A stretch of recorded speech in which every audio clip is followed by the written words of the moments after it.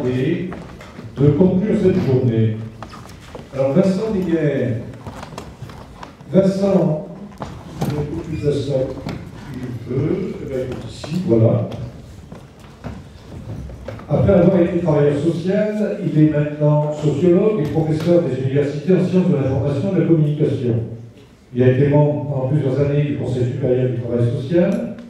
Et voilà qu'il donne toute compétence pour nous faire part du regard qu'il porte sur les travaux que nous venons de développer tout au long de la journée. Mais aussi pour prolonger la réflexion sur les nouveaux défis qui se présentent à nous avec l'avènement de la transition numérique qui bouleverse déjà notre approche de l'engagement. Travailleurs sociaux, nous sommes en première ligne pour constater déjà les effets de la fracture numérique chez les personnes les plus vulnérables. Faudra-t-il aussi craindre la robotisation des pratiques où la prise en compte de l'humain restera-t-elle un marqueur essentiel du travail social? Pardon, je l'avais perdu. Merci beaucoup, Philippe. Bonjour à toutes et à tous. Alors, comme ça a été dit, je partage avec beaucoup d'entre vous le fait d'avoir été pendant une quinzaine d'années travailleur social, moniteur éducateur en cours d'emploi, éducateur spécialisé, le diplôme supérieur du travail social et tout ça en lien avec une thèse de sociologie autour de la mise en image du travail social, de sa médiatisation dans l'espace public. Alors je suis particulièrement heureux d'être là parce que finalement, dès que la demande m'a été formulée, travail social, quel engagement d'hier et aujourd'hui, je me suis dit, mais le CNES a oublié demain. Qu'en sera-t-il demain, finalement, de ces développements? Alors je vous propose un développement en deux temps, qui est de revenir sur certains points forts qui ont été abordés dans cette journée, et ensuite d'être dans une prospective, peut-être, qu'on pourra transformer en texte par la suite. Le premier point très important, c'est que on voit bien dans ces journées qu'il nous faut accentuer la coopération entre les centres de travail sociaux, des associations comme le CNES, et surtout l'université. Et il sera question dans la perspective de la recherche-action, voilà, d'un certain nombre de travaux qui sont en train de s'organiser, et nous avons tout intérêt, véritablement, à nous engager ensemble dans ces travaux. Alors, le premier engagement, il est effectivement dans sa dimension historique, et le président Marouani l'a très bien dit ce matin, c'est-à-dire qu'on ne peut pas éclairer l'avenir sans les lumières du passé. C'est juste impossible. Donc, effectivement, travailler avec les historiens est pour nous extrêmement important parce qu'ils nous apportent, comme ça a été le cas avant pour l'Algérie, un certain nombre de points précis de réflexion, de limites, de coupures et de coutures qu'il nous est nécessaire de comprendre aujourd'hui pour l'engagement. Alors, Bernard Haeckel a aussi dit une chose importante, il a dit que l'engagement était finalement planétaire, universel. Ça veut dire que nous ne sommes pas les seuls aujourd'hui à détenir une forme d'engagement, mais que, de par le monde, beaucoup de personnes s'engagent pour différentes causes, et parfois pour des causes qui amènent à des éléments terrifiants. Voilà, donc, ce qui s'est dit ce matin, on peut le résumer d'une manière assez simple. Finalement, on s'engage soi-même, on s'engage avec les autres, et chaque fois, cet engagement est un espèce de gage, comme ça a été dit, dont il faut assumer les conséquences. Alors, il semblerait que ce soit aussi une forme de lutte contre l'usure. Ça pourrait être aussi une forme, comme ça a été dit, d'innovation sociale. Alors, très classiquement, aujourd'hui, il y a eu une partition entre ce qu'on appelle les formes de l'engagement et les figures de l'engagement. C'est-à-dire les formes, comment s'engage-t-on, et puis les figures, qui sont les figures illustres qui nous donnent un exemple. Alors bien sûr, le CNAES se base là-dessus sur son patrimoine archivistique, qui est absolument remarquable, et qui est quand même différent d'un travail de mémoire. Parce qu'un travail de mémoire, est quelque chose qui se co-construit en effet avec les acteurs, mais travailler sur les archives est déjà un point extrêmement difficile à prendre en compte.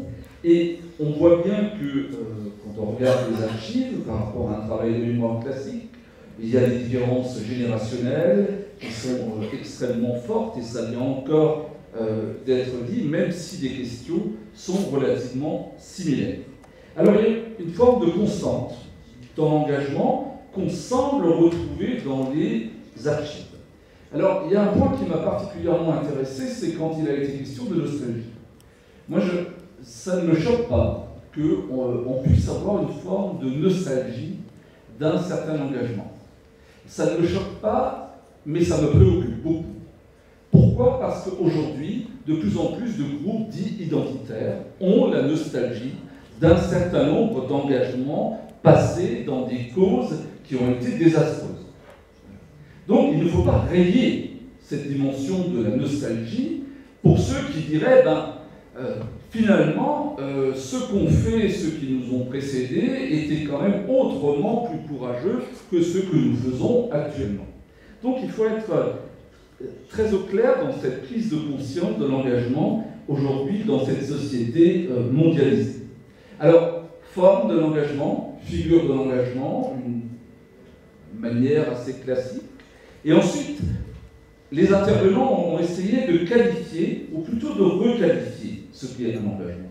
Sa légitimité, ses limites, le refus de s'engager, notamment, et ceci au travers des lieux, des personnels, des trajectoires, des écoles de travail social, des associations professionnelles, des archives de l'action sociale, des archives des mouvements sociaux, notamment. Alors, il manquait dans cette énumération, finalement, celle des établissements et des services, parce qu'il y a une très grande documentation dans ces établissements et auprès des éducateurs qui ont travaillé dans ces établissements. Et lorsque j'avais été auditionné par Mme Pompignon à l'Assemblée nationale récemment, je lui ai dit, voilà, il faut vraiment faire ce travail-là d'histoire autour de ces archives qui restent très souvent dans les établissements sociaux et médico-sociaux,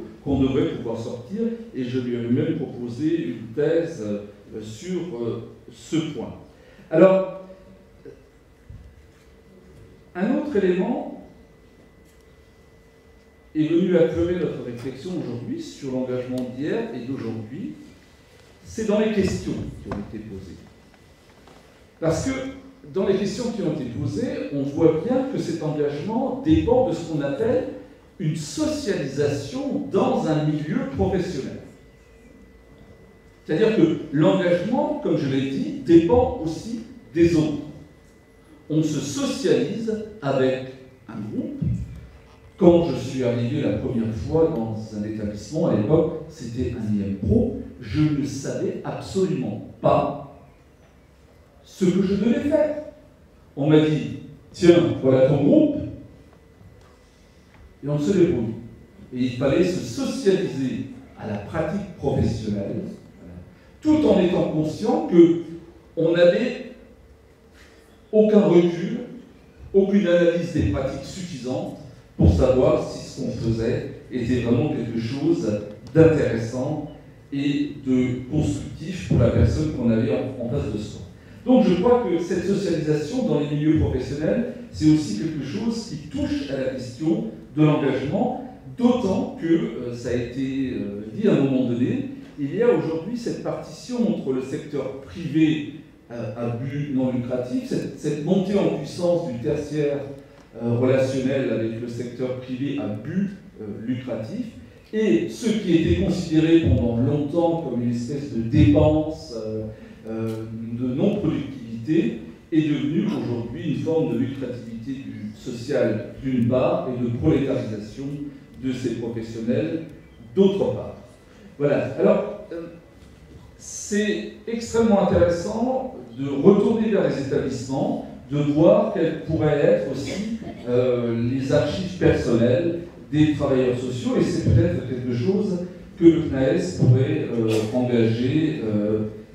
Bon, je sais qu'il l'a déjà fait par ailleurs, mais il reste beaucoup de travail à ce niveau-là. Alors ensuite, il y a une autre dimension qui m'a beaucoup frappé dans les échanges là, c'est la question des territoires. C'est-à-dire que finalement, si l'engagement est quelque chose d'universel en tant que tel, il serait différent selon les territoires dans lesquels nous sommes. Et la question a été notamment évoquée ici par mon collègue Yvon Gastaud, c'est-à-dire de se dire la prise en charge des personnes, la prise en charge de la pauvreté n'est pas la même à Nice qu'ailleurs. Voilà. Et si elle était forte au cœur des villes, elle s'était progressivement reléguée à l'extérieur. Alors, dans cette dimension de prise en charge des territoires, il y a aussi une multiplicité de publics. Alors, ce qui m'a un tout petit peu interrogé aujourd'hui, c'est de se dire, mais finalement, est-ce que les publics ont beaucoup changé selon les époques?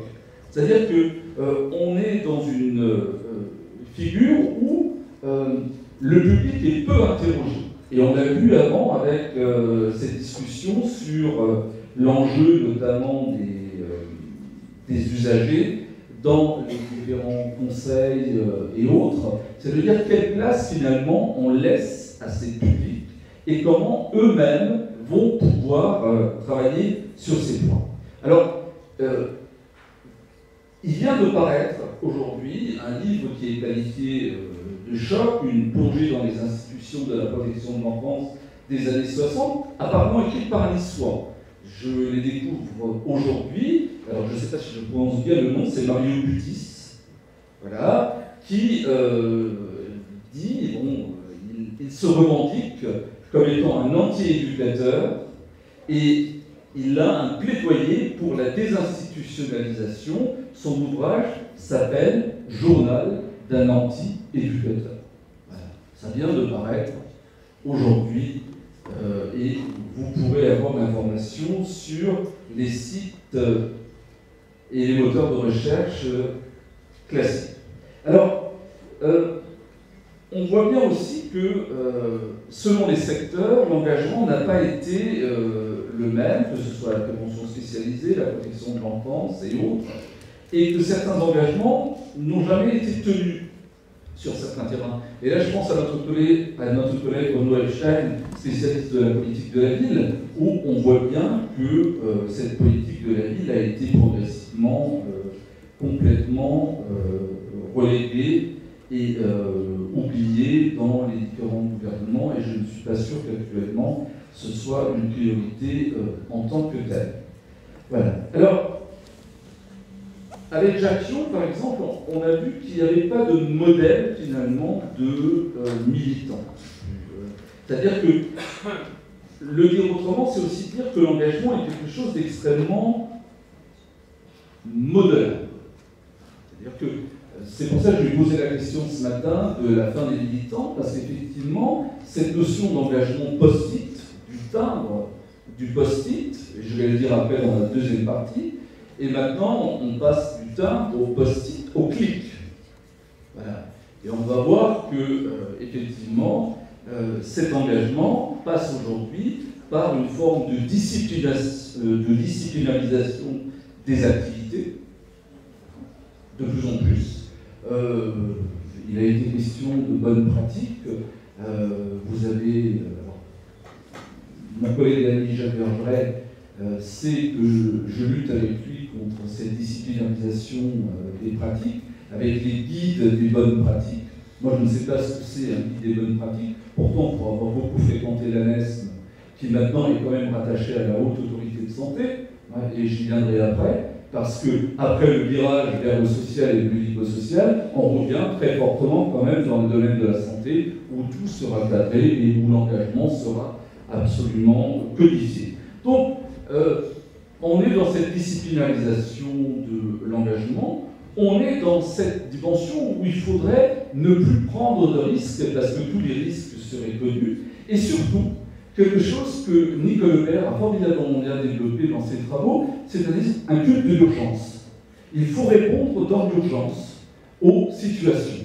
Alors que les travailleurs sociaux que j'ai connus, avec lesquels je me suis socialisé, avec lesquels j'ai grandi, n'ont eu de cesse de dire que le temps était une variable extrêmement importante dans la manière dont, à la fois, la personne pouvait se sortir de la situation et le travailleur social pouvait lui-même prendre l'engagement. Alors, pourquoi ce culte de l'urgence? Parce qu'on en a parlé ce matin, nous sommes rentrés dans un modèle néolibéral dans lequel l'individuation, la désaffiliation, eh ben, elle est permanente. Nous sommes dans un engagement dans lequel il faut rendre compte, il faut avoir des évaluations, et cette question du don total qui a été posée ce matin, voilà, le système néolibéral nous le demande. Nous devons être à disposition et nous devons effectivement évaluer nos pratiques, les scorer, donner des indices et être dans une production qui assure une forme de légitimité. Le cadre de l'engagement, aujourd'hui, il est très simple dans ce discours néolibéral. Alors, tous ces petits liens de la vie institutionnelle dont a parlé notre collègue, dans cet engagement, ils ont été extrêmement calibrés. Alors, dans les années 60-70, on parlait de plan. Maintenant, on parle de parcours, on parle de projet. Et pour avoir encore été faire un recueil de données dans une maison d'accueil spécialisée il y a une semaine de ça, je voyais une personne autiste vieillissante pour laquelle le seul projet avait été formulé, c'est une équithérapie et une fois par mois, elle monte une demi-heure à cheval. Mais en revanche, on lui avait mis un bracelet électronique parce qu'elle fuyait. Voilà. Donc, on ne s'était pas interrogé sur le fait du pourquoi elle fuyait. C'était finalement l'engagement professionnel se limitait à mettre en place les moyens qui permettaient à tout le monde de continuer à travailler sans risque dans ce cadre-là. Donc, on est quand même dans quelque chose d'extrêmement formaté aujourd'hui au niveau de l'engagement, dans lequel voilà, il y a énormément de ce que j'appelle des mots subventionnés, le projet. Par exemple, je trouve que nous sommes dans une tyrannie du projet qui est absolument terrible. Dans les assises du Taïbo à Biarritz, j'ai même parlé de cette tyrannie du projet en disant que jusqu'où allons-nous nous substituer à la personne pour rentrer dans ce cadre du projet pour elle. Alors, moi je suis très attentif à ces questions de parcours et je vous le dirai dans la deuxième partie. Alors, les jeunes générations, entre guillemets, ont raison d'insister sur la reconnaissance de leur engagement, et y compris la reconnaissance par le salaire. Parce que c'est vrai que l'engagement est un moteur, et le moteur tel qu'il est construit actuellement, et ce avec quoi il tourne, ben, je trouve qu'il tourne plutôt mal, et que la reconnaissance même de la profession n'est pas suffisante, que ce soit dans les instances comme dans l'espace public ou l'espace médiatique. Alors, le dernier point, ça fera la transition avec la deuxième partie de mon propos, c'est que finalement, on a beaucoup insisté sur les droits de l'humain, de l'homme, et c'est tout à fait normal, mais je parle sous le couvert de l'avocat, de plus en plus quand même. Aujourd'hui, on parle du droit des robots, on parle du droit des animaux, on parle du droit de la nature, de l'environnement, voilà. Et l'homme vient dans ce cadre-là, voilà. Il vient se placer à ce niveau-là, et ça ouvre toute une ère aujourd'hui qui est liée justement à ce que j'appelle, et je remercie CNAES et l'USTS d'avoir mis l'ouvrage collectif que j'ai dirigé pour que vous puissiez le consulter, Transition digitale, handicap et travail social.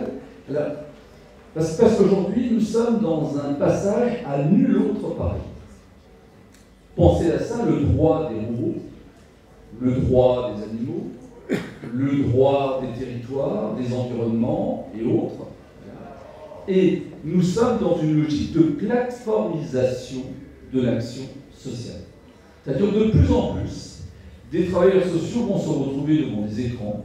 De plus en plus, ces travailleurs sociaux vont être accompagnés par un certain nombre d'agents conversationnels, dans les maisons de retraite déjà, on a des robots, on a un certain nombre de dispositifs qui permettent justement de remplacer l'humain en tant que tel, et finalement on n'aura plus à se poser la question de refuser ou non de coopérer, voilà, étant donné que d'autres, du non-humain, le fera à notre place. Alors, dans les états généraux du travail social, il y a des mesures qui ont été égrenées. Le Haut Conseil du travail social à la Commission qui travaille sur le numérique. Alors, en gros, je vous le fais rapidement, ce qui est en train de se passer, c'est le fantasme du dossier unique qui va être la trace de ce parcours de la personne. Alors, même avant la naissance, jusqu'après la mort. Alors vous avez maintenant un certain nombre de dispositifs, par exemple, qui permettent à la jeune maman de faire une échographie à partir de son smartphone. Voilà. Donc, on donne déjà des données sur l'enfant avant même qu'il soit né. Il en est même aujourd'hui, on se pose la question, alors peut-être que le règlement général de protection des données va nous aider, mais il faudra être prudent, voilà, sur la survie de ces données après notre mort. C'est-à-dire que nous rentrons dans une éternité numérique. Voilà. Et tout notre parcours sera un parcours de mise en données. Et on y contribue à chaque fois. Et dans un travail que nous réalisons, quand on rentrait dans les établissements, quand on voyait la manière dont ils renseignaient informatiquement un certain nombre de dossiers, il y avait soit du renseignement de type narratif, c'est-à-dire de l'écriture, ou alors du renseignement codé. Voilà, on cliquait, il donne des coups, il sait se déplacer, il sait se lever, il sait se laver, etc., etc., etc. Voilà. Donc, nous sommes effectivement dans cet effet de plateformisation qui est le quotidien, demain, de chacun d'entre nous, étant donné que nous allons de plus en plus vers des logiques de dématérialisation et vers des logiques, ce qu'on appelle aujourd'hui du big data, c'est-à-dire des données massives que nous produisons en permanence. Donc, pour le travail social, dans les OGTS est sortie la mesure autour du dossier numérique, autour de la géolocalisation des personnes, là, étant donné que ça va devenir un enjeu majeur aussi, de géolocaliser, de savoir où se trouvent certaines personnes à certains moments. Il y a aussi une version du simulateur de droit qui va complètement remplacer l'assistante sociale, étant donné que vous allez vous-même rentrer vos données et savoir à quel droit vous avez droit. Voilà. Et donc, finalement, vous faites tout vous-même, voilà, et vous aurez peut-être un avatar d'une assistante sociale que vous pourrez choisir, voilà, qui vous répondra 24 heures sur 24 et qui ne sera ni lié par des congés trimestriels, des arrêts de travail ou toutes ces petites mesquineries liées à l'organisation du travail social au quotidien. Voilà. Alors, cette dimension-là du futur digital, social, est quelque chose qui nous attend toutes et tous. Et il faudra vraiment y réfléchir en tant que tel. Alors ça, c'est la première des pistes sur laquelle on a travaillé. La seconde est celle, peut-être, qui met davantage... alors, là aussi, c'est un terme subventionné et enchanté, l'usager au centre du dispositif. Un de mes derniers actes, Bernard en témoignera au CSTS, c'est d'avoir bataillé pour le travail social communautaire. C'est-à-dire d'essayer de voir comment l'usager, ça a été bien dit par notre collègue de Carrosse, comment l'usager lui-même peut trouver des solutions. Voilà. Et peut être accompagné dans cette solution, dans ces solutions qu'il trouve par lui-même, par des travailleurs sociaux extérieurs. Et ne pas le rentrer dans des dispositifs qui vont le contraindre, mais au contraire de voir quelles sont les solutions que lui-même peut apporter. Et le travail que fait le séminaire permanent de promotion de l'intervention sociale collective, le SPIC, est absolument remarquable parce qu'il y a 9 recherches-actions qui ont été faites, enfin, il y a des travaux là-dessus, et je vous invite vraiment à aller voir parce qu'à côté de cette question de la transition digitale, quand même la position de l'usager, ce qu'il veut pour lui, ce qu'il peut faire pour lui, et la manière dont il s'y engage est tout à fait déterminante.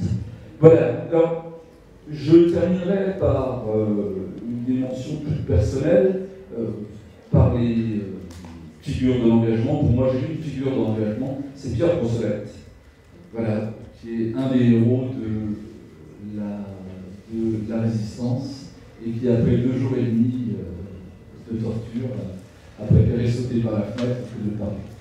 Et pour moi, chaque fois que je pense à l'engagement, je pense d'abord à Pierre Brossolette. Voilà. Merci.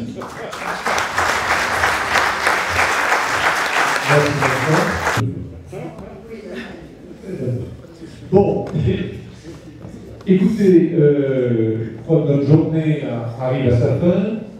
Je vais demander au président du CNAES de bien vouloir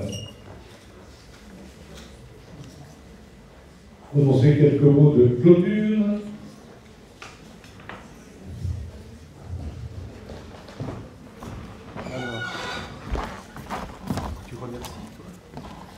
Non, mais je te confie la tâche de remercier.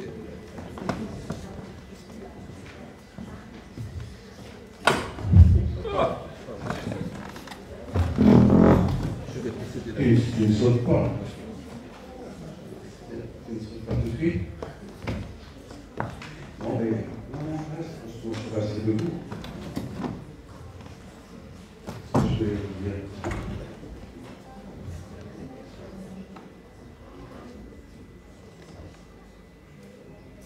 Ne pas s'engager, est-ce que c'est rester libre?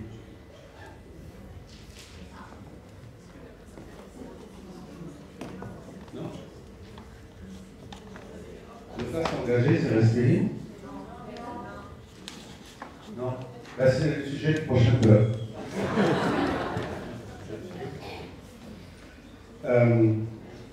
Oui, je voulais dire quelques mots que j'ai d'abord écrit, j'ai déchiré mon brouillon, puis au fur et à mesure que l'après-midi s'est déroulé, je l'ai écrit, donc je vais vous le lire un peu. Mais avant, vous remercier tous pour l'intensité de votre présence, la qualité d'écoute. Remercier plus particulièrement la délégation de la Provence-Côte d'Azur du CNAES, parce que ceux qui organisent des colloques savent combien chaque jour compte pour pouvoir ne rien oublier. Donc merci à eux, merci aussi aux jeunes volontaires qui tout au long et qui vont continuer d'ailleurs à œuvrer autour des missions du CNAES.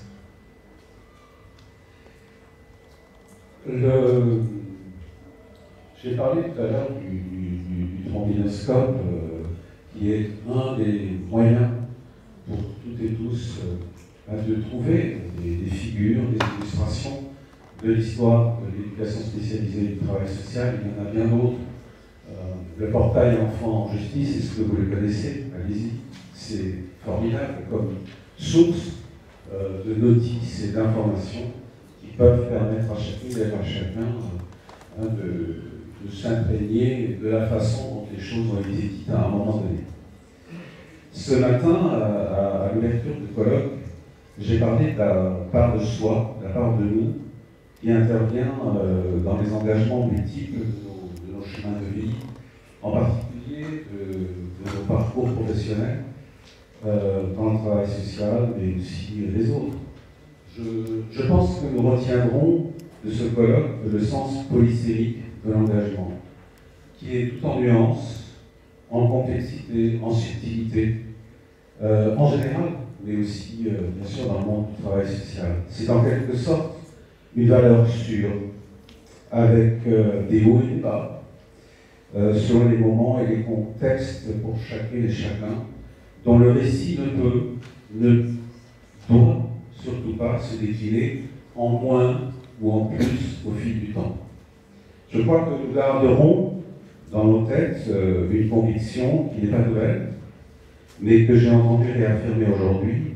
L'engagement, c'est un peu comme une boussole, un gyroscope de nos actions, de nos pratiques éducatives et sociales.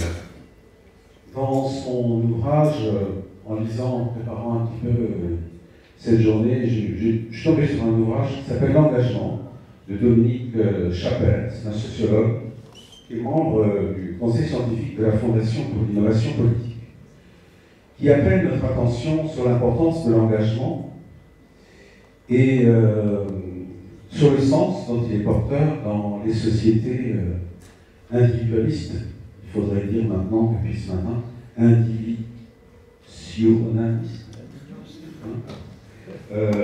En tout cas, pourquoi, dit-il, rien n'est moins naturel que l'apprentissage de la démocratie. Ah oui, nous y voilà. Pour fabriquer du vivre ensemble, du pouvoir d'agir individuel, collectif et communautaire, l'engagement est essentiel. C'est la clé de voûte d'une démocratie vivante. Et puis, bon, j'ai beaucoup aimé, comme peut-être d'autres d'entre vous, l'ouvrage de Stéphane Hessel, Indignez-vous.